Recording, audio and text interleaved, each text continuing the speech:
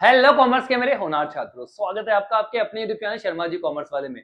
आज की इस वीडियो में हम लोग कवर करने वाले हैं अपना chapter number 5 of accountancy, that is accounting equation. बच्चा पार्टी, यहाँ से हमारा प्रैक्टिकल पोर्शन शुरू होने वाला है और फटाफट फटाफट हम लोग कवर कर लेंगे, बिल्कुल परेशान होने की जरूरत नहीं है। अच्छा, चैप्टर को समझने से पहले आपको अपने कंसेप्ट स्ट्रॉन्ग करना बहुत जरूरी है। ये प्रैक्टिकल प्रॉब्लम तो तब करोगे ना जब आपके कंसेप्ट स्ट्रॉन्ग होंगे। तो बेटा पहले कंसेप्ट को समझना तसल्ली से, फिर प्रैक्टिकल प्रॉब्लम्स में चलेंगे। ठीक है बेटा, चलिए तो शुरू करते हैं।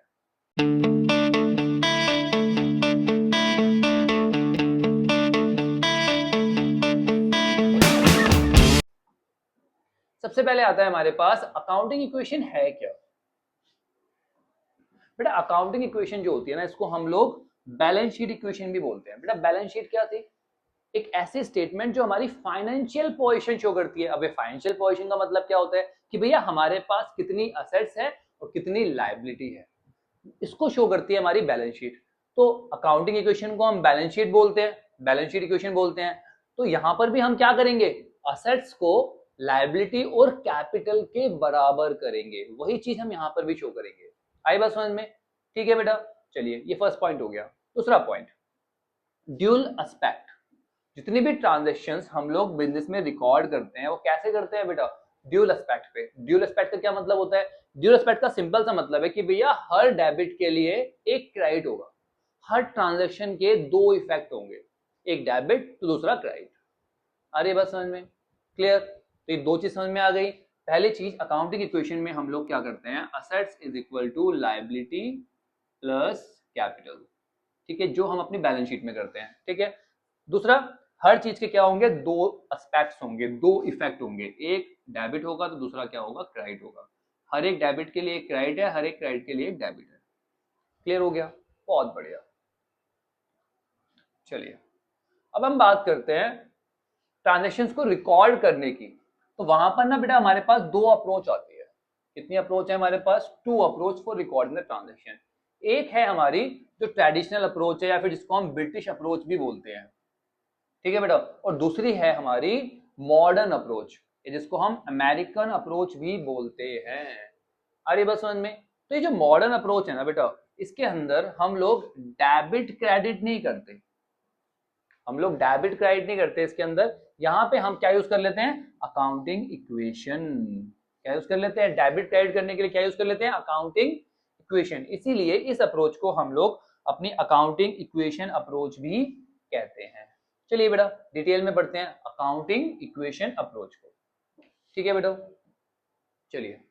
तो आपको पता है यहां पे हम तीन अकाउंट्स की बात करने वाले हैं। एक है हमारा असेट, ठीक है, दूसरा लायबिलिटी और तीसरा कैपिटल। ठीक है, असेट क्या होता है बेटा, आपको पता है संपत्ति, कोई भी ऐसी चीज जिसपे आपका राइट है वो क्या होती है, आपकी असेट होती है, सिंपल वर्ड्स में।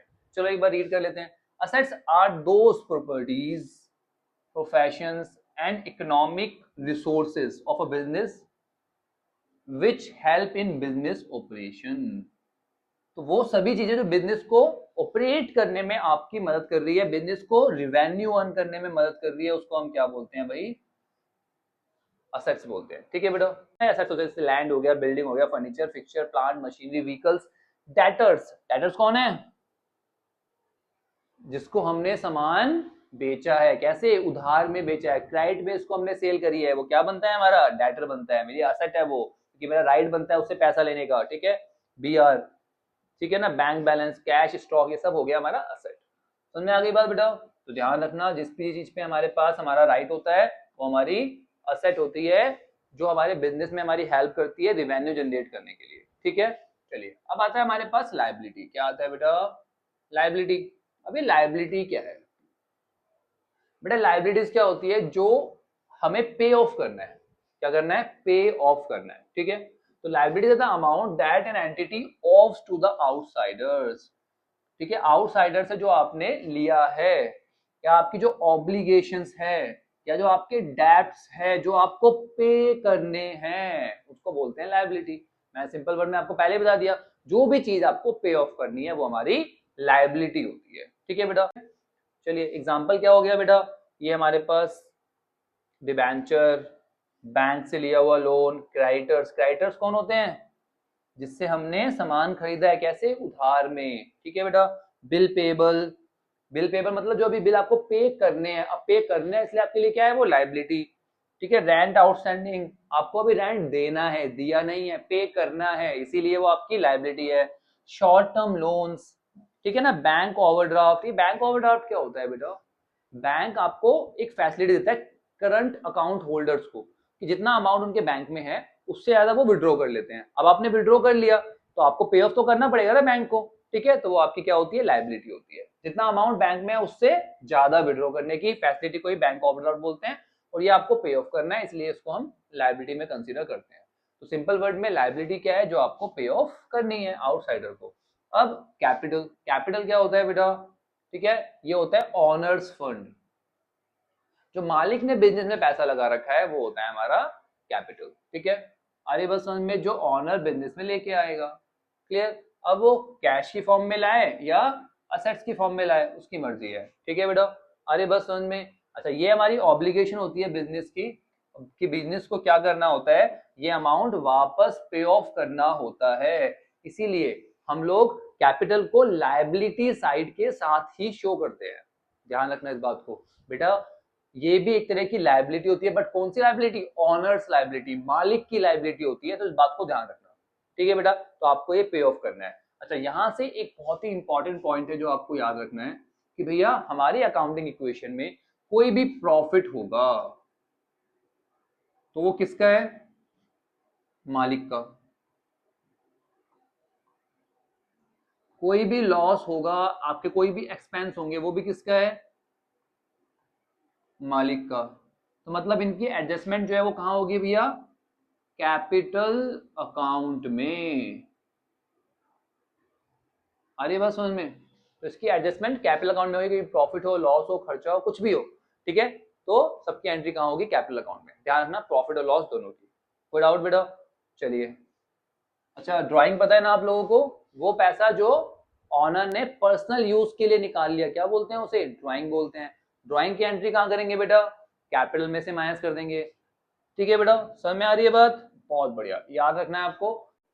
ठीक है बेटा।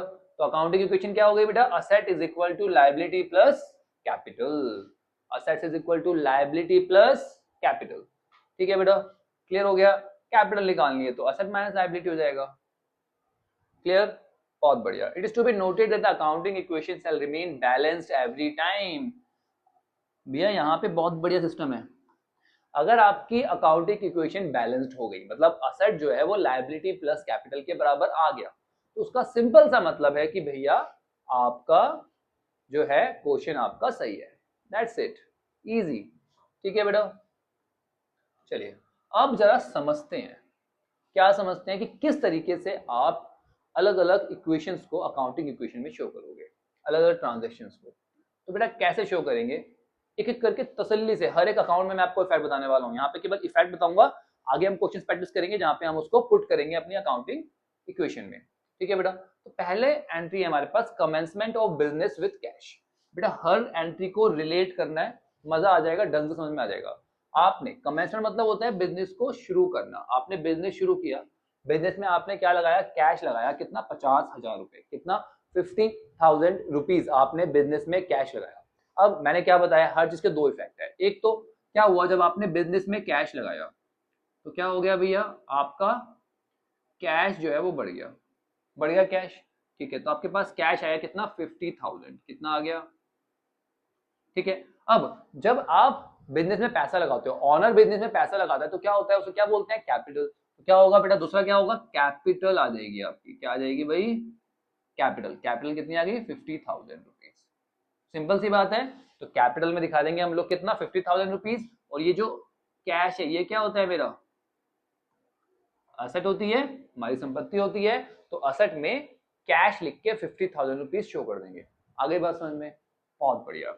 अगला, परचेज गुड्स। परचेज करा है गुड्स आपने 25,000, कुछ स्पेसिफाई नहीं किया, तो मैं मान लेता हूं कैश में करा है। ठीक है। तो भैया इसने गुड्स परचेज करे, गुड्स मतलब क्या होता है, स्टॉक। क्या होता है बेटा, स्टॉक होता है। ठीक है। तो क्या हुआ, हमारा स्टॉक, जैसे आप दुकान पे गए, वहां पे जाके आपने स्टॉक परचेज किया, गुड्स परचेज करे, तो आपका स्टॉक जो है वो बढ़ जाएगा। सिंपल सी बात है, कितना बढ़ जाएगा, 25,000 25,000 रुपये आपका स्टॉक बढ़ गया।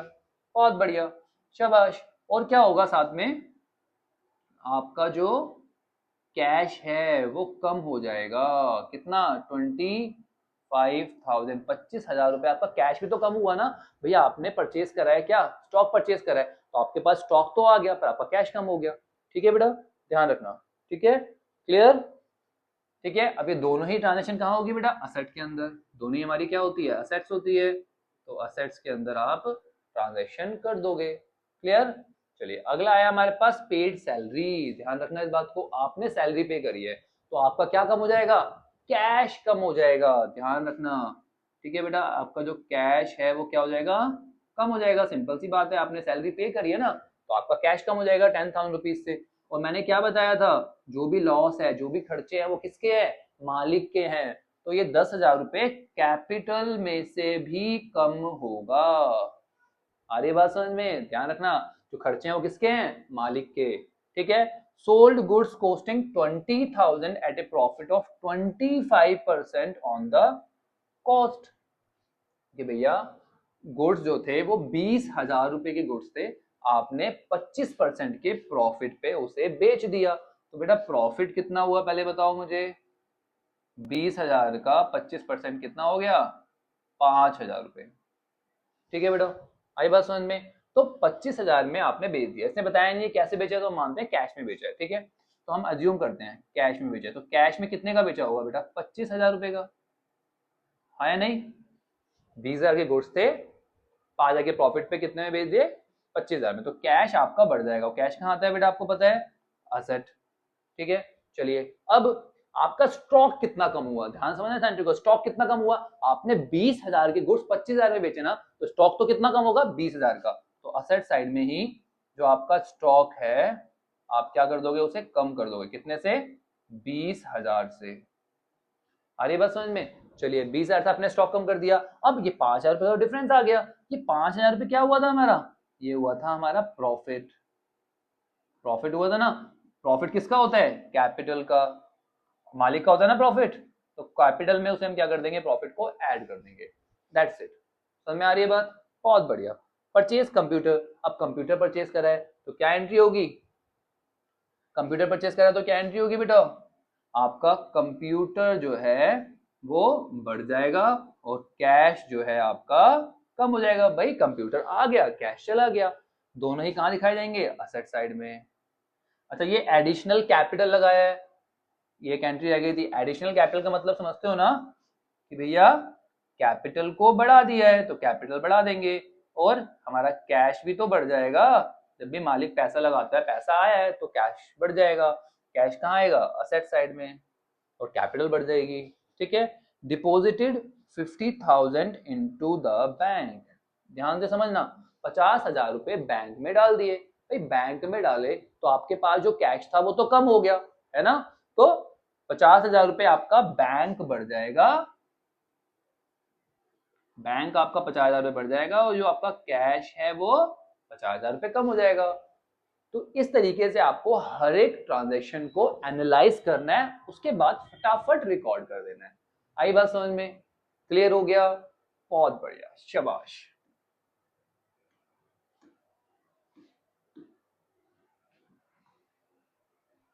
ठीक है बेटा, तो ये सबका एनालिसिस दे रखा है मैंने आपको। चलिए तो अब करते हैं कुछ क्वेश्चन सॉल्व। मजा आएगा क्योंकि आपको कंसेप्ट समझ में आ गया है। पहली एंट्री क्या है? Started business with cash 45,000 rupees. भाई 45,000 रुपए हमने बिजनेस में लगा दिए। तो serial number 1, started business with cash. तो भैया असेट में हमारा कैश बढ़ जाएगा। बिजनेस में पैसा लगाया तो कैपिटल बढ़ेगी और कैश बढ़ेगा। क्लियर है? तो कैश कितना आ गया हमारे पास? 45,000 रुपीज। ठीक है, तो कैपिटल कितनी हो गई? 45,000 रुपीज। क्लियर? बहुत बढ़िया। चलिए अब आती है अगली एंट्री हमारे पास। स्टार्टेड बिजनेस विद कैश के बाद दूसरी एंट्री आती है, open a bank account with a deposit of 4,500। कि भैया एक बैंक अकाउंट खोला और उसमें आपने क्या कर दिया? डिपॉजिट कर दिए पैसे। तो भैया बैंक अकाउंट खोला है ना, तो असेट साइड में बैंक आ जाएगा। ठीक है, अच्छा आपको क्या करना होता है, हर एक एंट्री के बाद न्यू इक्वेशन बनानी होती है, इसमें आप टोटल करते हो। ठीक है, तो बेटा टोटल आप कर लेना, मैं उसमें टाइम वेस्ट नहीं कर रहा, मैं सादा सीधा एंट्री कर रहा हूँ। मतलब हर एक के बाद आपको दोबारा से एक न्यू इक्वेशन फॉर्म करनी होती है। ठीक है, चलो मैं सीधा एंट्री कर रहा हूँ, आप न्यू इक्वेशन फॉर्म करते रहना। ठीक है, बैंक में हमने 4500 रुपीज डाल दिए, तो बैंक में कितने पैसे आ गए, 4500 रुपीज, है ना। तो ये पैसे आएंगे कहां से बेटा, आपके कैश से। तो कैश में से 4500 रुपीज कम हो गए और बैंक में 4500 रुपीज आ गए, दैट्स इट। ठीक है, तो डिपॉजिटेड इनटू बैंक, या आप ओपन अ बैंक अकाउंट भी लिख सकते हो। चलिए बेटा, तो अगली एंट्री क्या है हमारे पास, brought goods from messrs son and company for ₹11,200। यहाँ पे इसने ये नहीं बोला कि कैश में खरीदा, तो किसमें खरीदा है बेटा, उधार में, क्रेडिट में खरीदा है। ध्यान रखना इस बात को, जब भी हम कोई चीज क्रेडिट में परचेज करते हैं तो क्या होता है बेटा, हमारा लायबिलिटी बढ़ती है। लायबिलिटी किस नाम से बढ़ती है बेटा, हमारे क्रेडिटर के नाम से। क्रेडिटर कौन होता है, जिससे हमने उधार में सामान खरीदा है। ठीक है बेटा, तो क्रेडिटर बढ़ जाएगा और क्या होगा, हमारे पास हमारा गुड्स आ जाएंगे। गुड्स को हम क्या लिखते हैं, स्टॉक। स्टॉक हमारा क्या हो जाएगा, बढ़ जाएगा। स्टॉक कहाँ आता है बेटा, असेट साइड में। क्लियर हो रहा है, चलो फटाफट डाल देते हैं 11,200। ठीक है बेटा, तो इसके बाद क्या आया हमारा, हमने क्या करा है, हमने करा है ब्रॉट गुड्स ऑन क्रेडिट, हमने उधार में सामान परचेज किया है। ठीक है, तो हमारे पास स्टॉक हमारा बढ़ जाएगा। स्टॉक क्या होती है, हमारी असेट होती है। ठीक है, तो असेट्स बढ़ जाएगी 11,200। ठीक है, और हमारी लायबिलिटी बढ़ जाएगी। लायबिलिटी क्या है हमारी, क्रेडिटर, जिससे हमने उधार में सामान खरीदा है, कितना, 11,200। ठीक है बेटा, अब हर एक को एक बार क्या करते हैं, टोटल कर देते हैं। ठीक है, तो 45,000 में से 4,500 गया तो 40,500 आ गया। ठीक है, प्लस बैंक में कितना आया हमारे पास, 4,500 प्लस 11,200। ठीक है, यहाँ पर क्या आ गया, 11,200 प्लस आपकी कैपिटल कितनी है, 45,000। ऐड करते हैं बेटा। ठीक है, 45,000 में 56,200।